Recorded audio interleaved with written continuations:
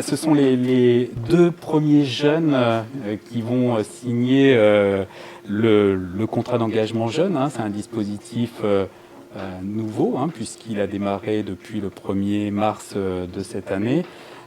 Donc c'est une réforme importante qui vise à lutter contre le chômage des jeunes et éviter l'exclusion professionnelle qui touche effectivement ce public.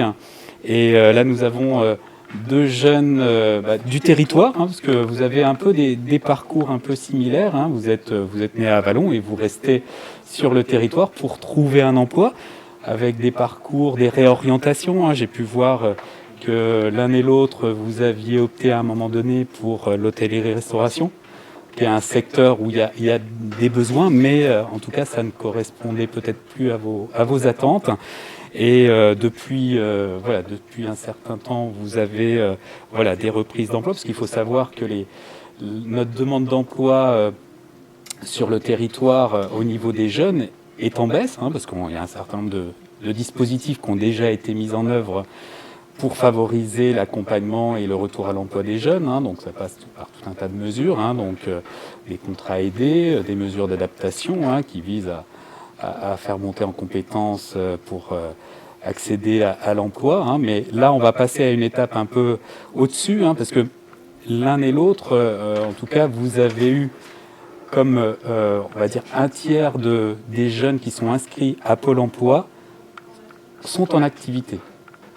Donc après, activité précaire, activité de moins de 78 heures. Donc c'est vrai que c'est une opportunité pour que vous puissiez accéder vraiment à l'emploi durable. C'est toujours un plaisir de pouvoir en effet soutenir vos actions et celles de la mission locale, parce que je pense que vous vous en êtes rendu compte, mais Pôle emploi, la mission locale, ont vraiment à cœur de vous aider dans votre parcours d'insertion. Et c'est pour ça que pour moi c'est important de montrer que je suis à vos côtés et que je soutiens pleinement vos efforts. Et c'est aussi pour moi un moment où je peux rencontrer les jeunes, ou en tout cas le public pour lequel on essaye de trouver des solutions. Donc, ça ne sort pas de nulle part. Il y avait la garantie jeune qui existait déjà avant, mais là je pense que ça a encore plus d'atouts. Vous allez avoir une conseillère, un conseiller dédié.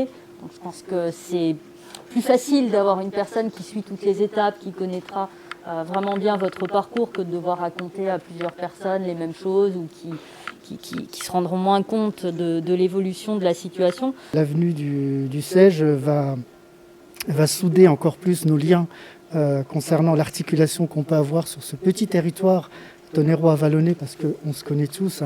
Les jeunes, à un moment donné, sont passés par Agir, par la mission locale, par d'autres, etc.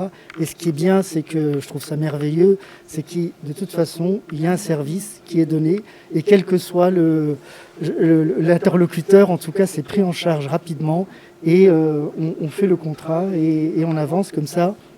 Ça permet d'avancer dans le projet professionnel du jeune. Et je suis très ravi de voir cette avancée. Originaire d'Avallon, j'ai 25 ans. Et mon parcours professionnel, après la 3e que j'ai effectué au collège Maurice Clavel, j'ai fait 2 apprentissages en cuisine au CIFA à Auxerre. Je n'ai pas été jusqu'au bout, j'ai pas été au diplôme malheureusement. Suite à ça, j'ai fait des missions d'intérim, j'ai travaillé à Chivert. Là, à Vallon, le secteur, c'est assez réduit niveau boulot. Bénéficiant pas du permis, le secteur de recherche est encore plus réduit, malheureusement. Du coup, là, à l'heure d'aujourd'hui, je suis en recherche active d'un boulot et d'un contrat, comme à peu près tout le monde, comme pour me lancer dans la vie active et pouvoir réussir professionnellement, quoi. Moi, en fait, j'ai un projet depuis mon apprentissage en couverture, donc je l'avais trouvé grâce à la garantie jeune et à la mission locale. Oui. Donc j'avais trouvé cet apprentissage, j'ai fait 1 an et demi et du coup ça n'a pas pu continuer par rapport au Covid, avec la crise du Covid qu'il y avait eu. Donc le contrat s'est terminé et je cherche j'ai cherché un intérim dans le bâtiment, dans la couverture, donc ce que je voulais faire. Mais le problème c'est que par rapport au permis, donc vu que j'ai pas le permis, je peux pas avoir de contrat parce que faut être autonome tout ça. Donc en moto après c'est sûr que c'est pas facile d'aller sur les chantiers tout seul et tout ça. Donc pour l'instant, je suis un peu en attente de voir pour repasser mon permis et tout ça.